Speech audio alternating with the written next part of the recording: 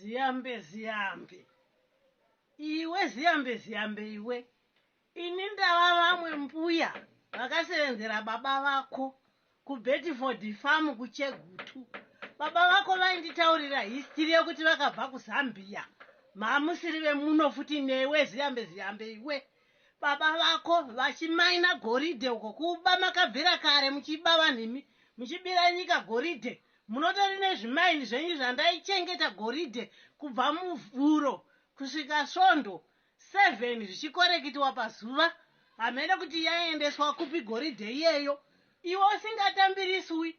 Dai waitondipa hwako kana chimwe chete chigoridhe ndainotengesawo.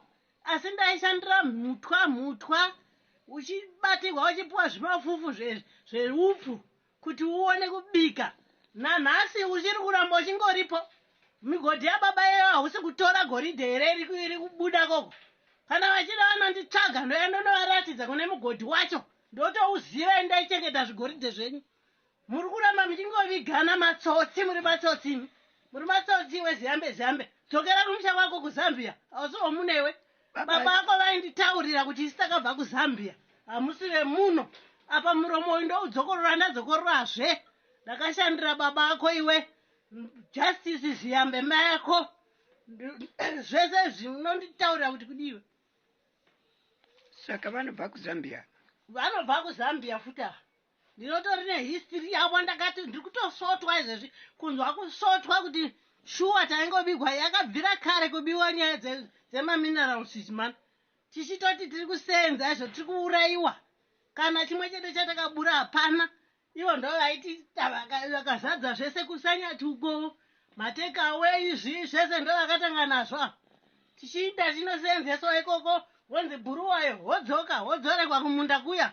Uchinoona vanodhibhisa mombe nevanodini. Saka kana achida kudzinga gezi, ari kuda kudzinga gezi achiti ari kudzinga mwana wekupi? Gezi hadzingiki nokuti mwana womuno. Ivo ngavatotuta twavo tumukwende vadzokere kumusha kwavo kuZambia.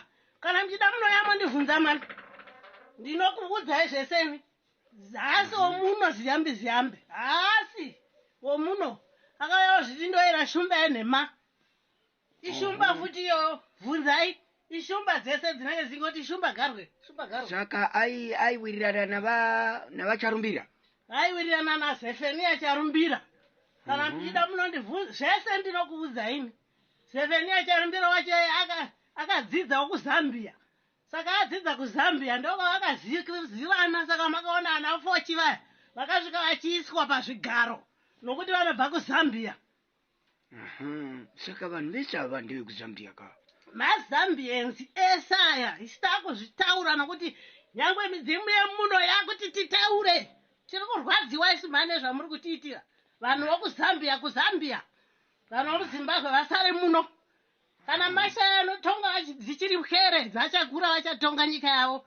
Kwete zvamuri kutiitira matakana nawo. Inochi vanhu chese chapara vachiita muri kutiitira icho. Aiwa tinotenda kuti mai.